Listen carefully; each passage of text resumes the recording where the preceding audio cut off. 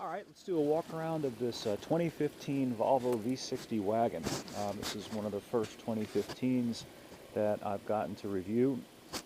It's a new model for Volvo in the US, but they sell this model in Europe, so it's not exactly all new, but it's kind of a return for Volvo to traditional wagons, not crossover wagons. So this doesn't have any pretensions to being an off-road capable vehicle, and it doesn't have any of the body cladding that you see on some of the XC series wagons. That said, it's not quite as practical either as some of the crossover SUVs. It's got a fairly abbreviated back seat with less room back there, legroom wise, than you get in more standard type wagons like the BMW 3 Series wagon and even the Acura TSX wagon. Also, the cargo capacity is a bit down relative to others in this segment. It's about 44 and change cubic feet, which is less than the BMW 3 wagon, less than in the Acura TSX. On the other hand, Volvo is trying to get back into the sporty side of things. This model comes with a new 2-liter Drive E engine. That's Volvo's name for their new technology, which in some applications, including the S60 sedan, has both turbocharging and supercharging. This engine in the wagon is turbocharged only. Let me see if I can pop the hood in here for you and take a look. So turboed, but not supercharged, but still it produces 240 horsepower, which is 10 down from the old 5-cylinder 2.5-liter engine. Bear with me just a minute.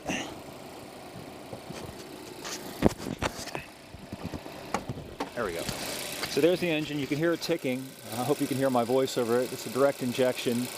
I took the cover off so that you can see it. It also makes it make a little bit more noise. Let me close this. This engine also comes with a new 8-speed automatic transmission, and the mileage is really good. It's 37 on the highway, and I forgot what the city number is, but it's really good. It is, however, only sold with front-wheel drive. You can step up in the T5, this is the T5, to all-wheel drive, but in that case you get the 5-cylinder 2.5-liter engine and considerably worse gas mileage. There's also an R-Design model which has the inline 6, turbocharged, and 325 horsepower, and it's pretty quick. And there's even a Polestar version of this wagon. They're only going to sell 120 of them. The Polestar version has 345 horsepower.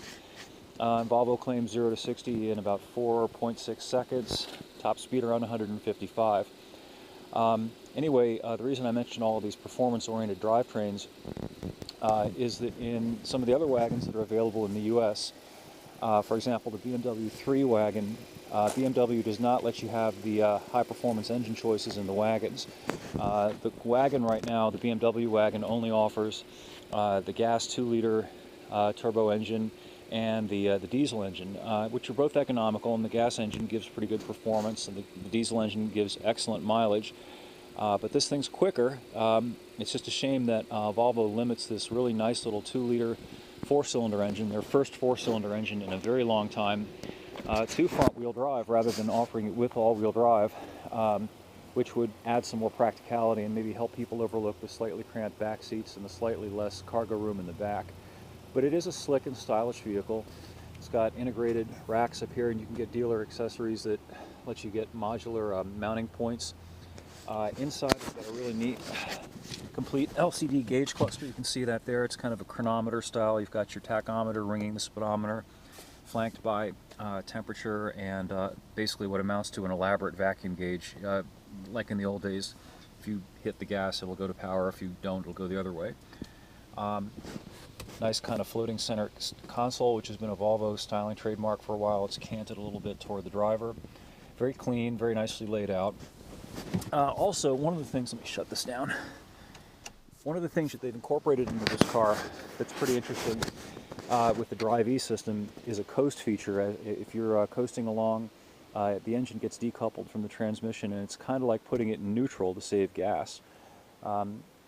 And let's see, another thing that it's got, of course, is the auto stop, and it has, borrowing from hybrid vehicle technology, regenerative braking to further bump up the mileage numbers.